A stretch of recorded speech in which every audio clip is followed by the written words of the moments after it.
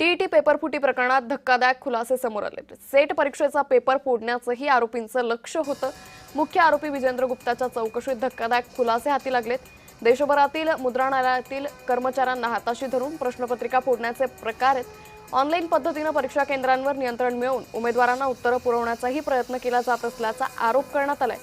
SET परीक्षेच्या प्रश्नपत्रिकाही लक्षांवर होत्या। याची पडताळणी सध्या केली जाते। ठाणे पोलिसांचा तपास सुरू आहे। पेपरफुटी रॅकेटचं देशव्यापी नेटवर्क उघड होण्याची शक्यता यामुळे वर्तवली जाते। या संदर्भात अधिक माहिती घेऊयात आमच्या प्रतिनिधी भाग्यश्री प्रधान यांच्याकडून।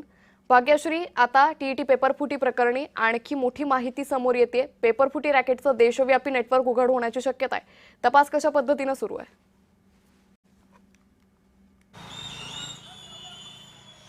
नक्कीच आपण जर बघितलं तर टीईटी परीक्षा ज्या दिवशी होणार होती त्याच्या आदल्या दिवशी भिवंडीतून ही बातमी समोर आली की पेपर फुटलेले आहेत आणि त्यानंतर ती परीक्षा स्थगित करण्यात आली। नंतर लगेच दुसऱ्या दिवशी ती परीक्षा नव्याने घेण्यात आली। मात्र हे सगळं होत असताना एक मुख्य आरोपी आहे विजेंद्र गुप्ता, याला पोलिसांनी अटक केलेली होती, भिवंडी पोलिसांनी, आणि त्यानुसार त्याची चौकशी जी आहे ती सुरू केली होती। या चौकशी दरम्यान त्यांनी धक्कादायक खुलासे जे आहेत ते केलेले पाहायला मिळतात।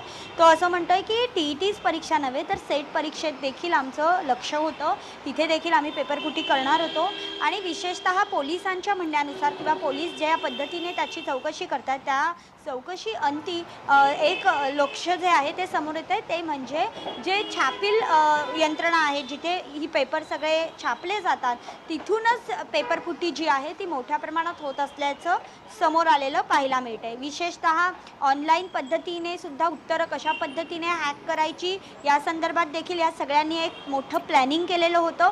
त्यामुळे एकंदरीतच ह्याची लिंक जी आहे ती खूप मोठ्यापर्यंत जाऊ शकते, अगदी संपूर्ण देशामध्ये देखील याची लिंक असू शकते असा अंदाज जो आहे तो सध्या पोलीस व्यक्त करतात। अर्थातच ठाणे पोलीस याचा तपास करताना पाहायला मिळतात। मात्र यामध्ये टीईटीच नव्हे तर सेट असेल किंवा इतर सीईटीच्या देखील अनेक पेपरफुटीची प्रकरणं समोर आले, तर या सगळ्याचा देखील याचा लागेबंधे असू शकतात असं सांगितलं जातंय। निश्चित भाग्यश्री, त्यामुळे एकंदरीतच हे रॅकेट उघड होताना आणखी काय काय धक्कादायक खुलासे होतात हे पाहणं महत्त्वाचं ठरेल। तुर्तास धन्यवाद आपण दिलेल्या सविस्तर माहितीसाठी।